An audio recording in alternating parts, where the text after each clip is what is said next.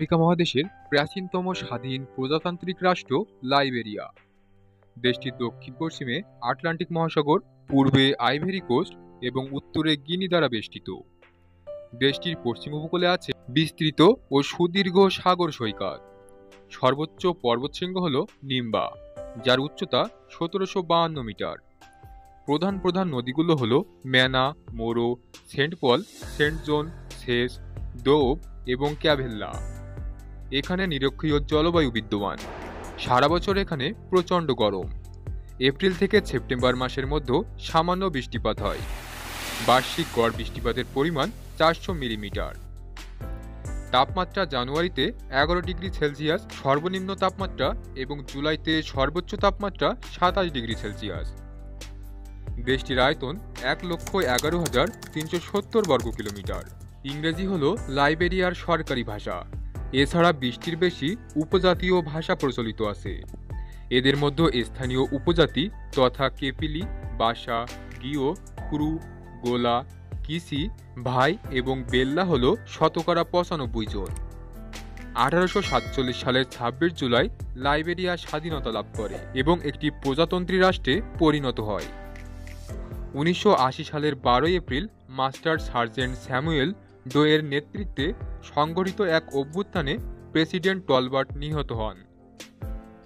Sergeant Samuel পরবর্তীতে রাষ্ট্রপ্রধান ও সেনাবাহিনীর সর্বাধিনায়ক পদে অধিষ্ঠিত হন। পরবর্তীতে ১৯৯০ সালের ৯ সেপ্টেম্বর প্রিন্স জনসনের বিদ্রোহী গ্রুপের হাতে প্রেসিডেন্ট ডো নিহত হন। এদিকে চার্লস টেলর নিজেকে স্বঘোষিত প্রেসিডেন্ট ঘোষণা করেন। ১৯৯৭ সালে এখানে রাষ্ট্রপতি ও সংসদ নির্বাচন অনুষ্ঠিত হয়। এ নির্বাচনে রাষ্ট্রপতি হিসেবে নির্বাচিত হন চার্লস টেলর।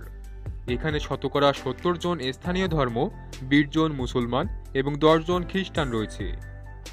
দেশটির সরকার পরিচালিত কয়েকটি পাবলিক স্কুল এবং বিদেশি মিশন পরিচালিত কয়েকটি মিশনারি স্কুল রয়েছে। লাইবেরিয়া বিশ্ববিদ্যালয় দেশের বৃহত্তম এবং প্রাচীনতম বিশ্ববিদ্যালয়। এটি রাজধানী মনোরোভিয়াতে অবস্থিত। বিশ্ববিদ্যালয়টি ১৮৬২ সালে খোলা হয়েছিল।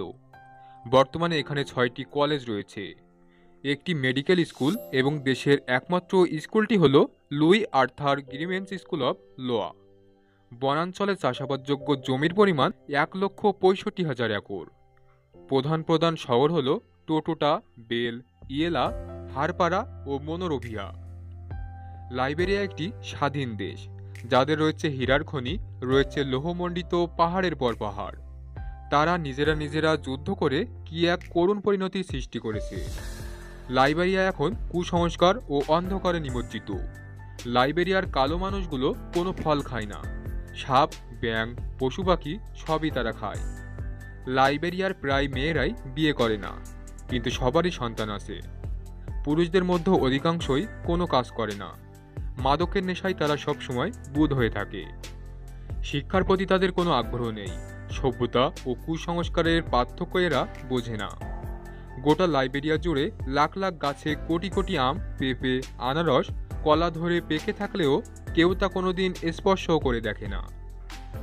হাজার বছরের ঐতিহ্য সমৃদ্ধ আটলান্টিক সাগরের তীরবর্তী নৃতাত্ত্বিক জনগোষ্ঠীর কালো মানুষগুলোর বিশ্বাস ফল হলো পশু পাখির খাদ্য। এগুলো মানুষের জন্য নয়। অন্য দেশের মানুষও এখানে পেকে পড়ে থাকা ফলগুলো ছুঁতেও ভয় পায়, কারণ তাদের বিশ্বাসে আঘাত দিলে ওরা যে কোনো মুহূর্তে ভয়ঙ্কর ক্ষিপ্ত হয়ে তাদের উপর চড়াও হতে পারে। লাইবেরিয়ার মানুষ তাদের দৈনন্দিন খাদ্য তালিকায় বনের সিংহ, বাঘ সব রকমের জন্তুরই মাংস ভক্ষণ করে। এমনকি মৃত জীবজন্তুর শুটকি পর্যন্ত তারা খায়। অন্য পশু পাখি খেলেও শুধু ধবধবে সাদা বক তারা খায় না। লাইবেরিয়ার অধিকাংশ আদিম মানুষের বিশ্বাস সাদা বকের মধ্যে সৃষ্টিকর্তার আত্মা বিরাজমান, তাই এটা খুবই পবিত্র। এখানকার মাতৃতান্ত্রিক পরিবারগুলোতে সব শিশুই মায়ের নামে পরিচিত। এখানকার বিভিন্ন নৃতাত্ত্বিক আদি জনগোষ্ঠীর অধিকাংশ গোত্রের মানুষই নির্দিষ্ট কোনো ধর্মে বিশ্বাস করে না। এখানে বেশিরভাগ মানুষই অন্ধকার যুগের বাসিন্দা। চলতে ফিরতে দেশটির বিভিন্ন স্থানে বহু গির্জা ও চার্চ চোখে পড়লেও কাউকে সেখানে দেখা যায় না। এখানকার মানুষের মধ্যে নেই কোনো সামাজিকতার ছাপ। অল্প সংখ্যক মুসলমানের বাস এখানে। এখানকার মুষ্টিমেয় মুসলমানরা ধর্মীয় অনুশাসন মেনে চলে এবং তারা তুলনামূলকভাবে সামাজিক। একসময় তারা বৃদ্ধ মানুষদের অপ্রয়োজনীয় মনে করে আগুনে পুড়িয়ে খেয়ে ফেলত। এখন অবশ্য এরা এটি আর করে না। এদের ধর্মীয় বিশ্বাস না থাকলেও সৃষ্টিকর্তার যে একজন আছেন এ বিশ্বাস তাদের রয়েছে। তারা সবাই বিশ্বাস করে আত্মা হচ্ছে সৃষ্টিকর্তা বা বিধাতার অংশ বা আত্মীয়। তাই এখানে কোনো মানুষ মারা গেলে এরা কাঁদে না। সবাই নেচে গেয়ে আনন্দ ফুর্তি করে মৃত ব্যক্তির লাশ সাদা কাপড় দিয়ে ঢেকে সম্মিলিতভাবে চারদিক দিয়ে গোল হয়ে মৃত ব্যক্তির নিকটজন ও আত্মীয় স্বজনরা গান গেয়ে নাচতে থাকে। যতক্ষণ পর্যন্ত মৃতদেহ থেকে পচনের দুর্গন্ধ না বের হবে ততক্ষণ পর্যন্ত এই নাচ গান অব্যাহত থাকবে।